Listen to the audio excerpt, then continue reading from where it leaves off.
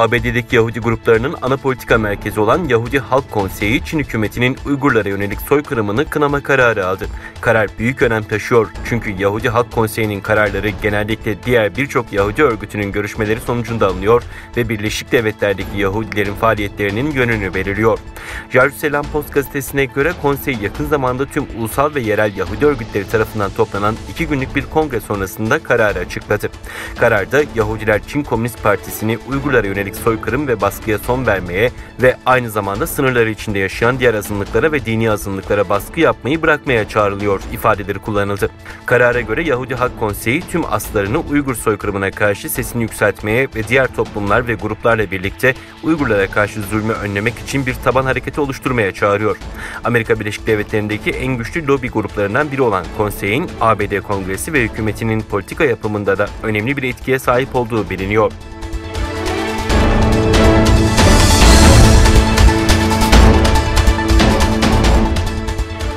Çin Savunma Bakanlığı, ABD Başkanı Joe Biden'ın görevi devralmasından bu yana ABD ordusunun Çin etrafındaki sularda askeri faaliyetlerinin geçen senenin aynı dönemine göre %20, gözlem faaliyetlerinin de %40'tan fazla arttığını bildirdi. Bakanlık sözcüsü Wu Qian, başkent Pekin'de düzenlediği olağan basın toplantısında ABD'nin Çin'in etrafındaki Güney Çin ve Doğu Çin denizinde yürüttüğü faaliyetleri değerlendirdi. Wu, ABD'de hükümetin göreve başlamasından bu yana ABD savaş gemilerinin Çin'in bulunduğu sularda faaliyetleri geçen yılın aynı dönemine göre %20'den fazla, gözlem uçaklarının faaliyetleri de %40'tan fazla arttı dedi.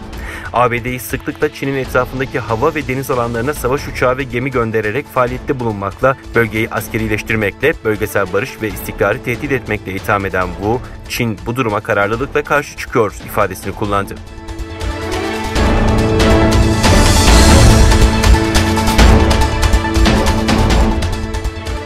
Kazakistan-Tacikistan sınırındaki silahlı çatışmada her iki ülkeden toplam 6 kişinin hayatını kaybettiği, 115 kişinin ise yaralandığı duyuruldu.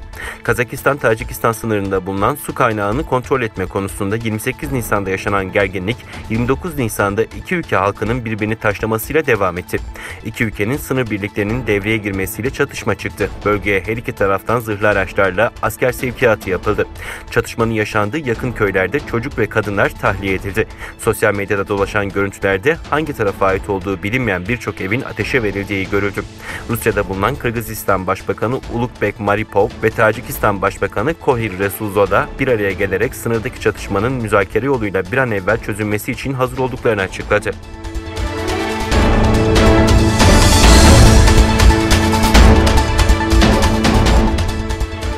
Çin'in bazı kentlerinde Hindistan'da mutasyona uğrayan yeni tip koronavirüs türü tespit edildi. Çin Hastalık Kontrol ve Önleme Merkezi'nden bir uzman basın toplantısında mutasyona uğrayan COVID-19 türünün bulaşmasının engellenebileceğini belirtti. Yaklaşan İşçi Bayramı dolayısıyla virüse karşı alınan önlemlerin önemini vurgulayan uzman, ülkede Hindistan'da mutasyona uğrayan COVID-19 türünün tespit edildiğini söyledi. Ancak hangi bölgelerde görüldüğüne ilişkin bilgi paylaşmadı. Öte yandan Global Times gazetesinde yer alan haberde Çin'in Zhejiang eyaletinin Zhoushan kentinde bir kargo gemisinin mürettebatından 11'inde Hindistan'dan döndükten sonra COVID-19 tespit edildiği belirtildi.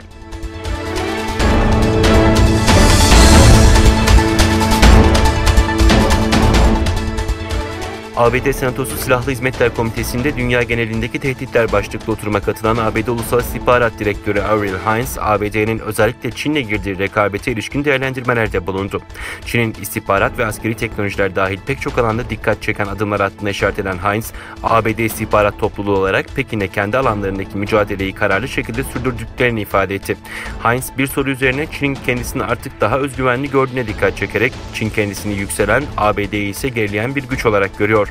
Bunu Çinli pek çok yetkilinin açıklamalarında görebilirsiniz. Elbette biz böyle görmüyoruz. Fakat Çinlilerin algılaması bu şekilde ifadelerini kullandı. Çin'in savaşa girmek gibi bir niyetinin olmadığını düşündüğünü söyleyen Haines, buna karşın Pekin'in süreci sıfır toplamlı bir oyun olarak okuduğunu ve bu bağlamda ABD'yi her alanda bir tehdit olarak değerlendirdiğini sözlerine ekledi.